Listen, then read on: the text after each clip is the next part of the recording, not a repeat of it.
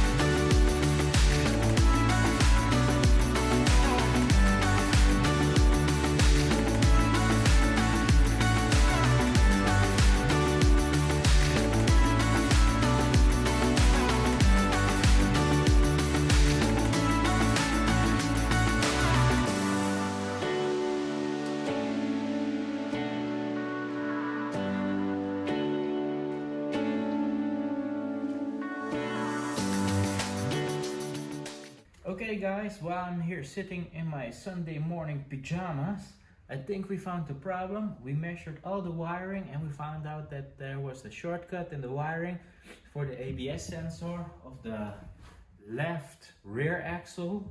So we made a complete new wire which we're going to hook up, and hopefully the computer will go silent.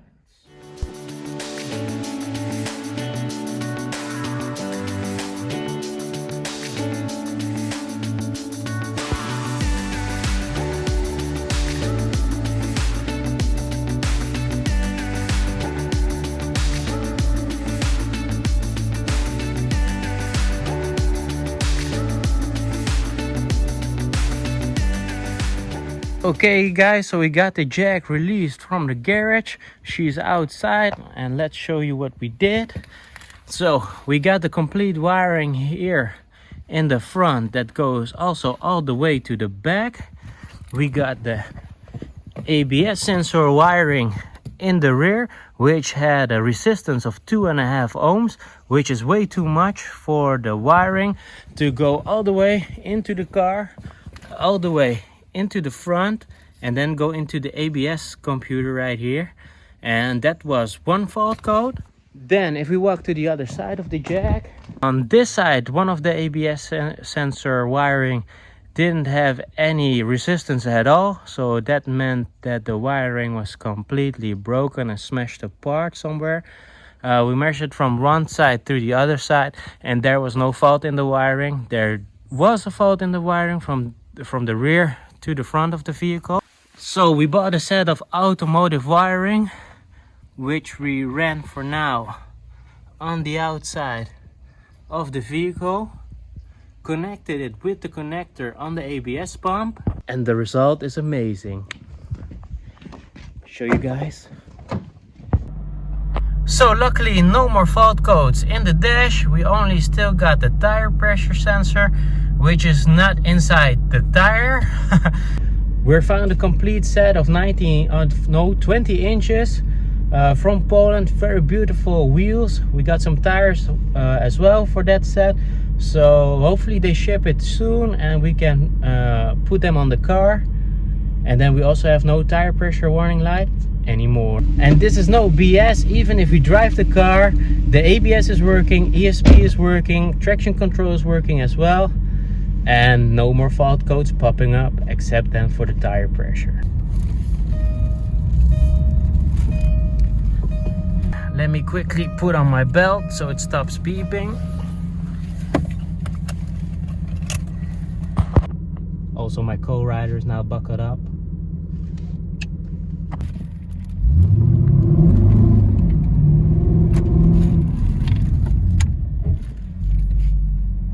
Sorry for the bumpy ride, but the traction control is working, the ABS is working, and no fault codes.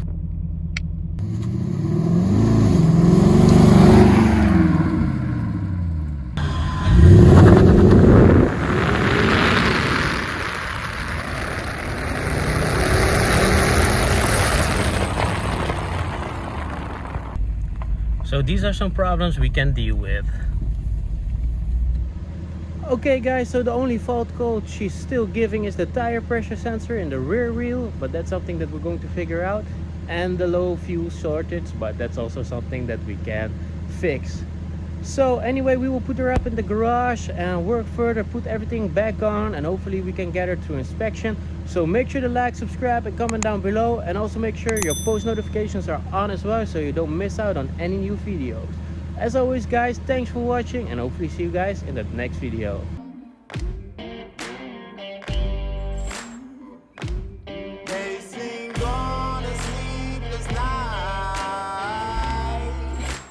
Try to catch me howling at the moon.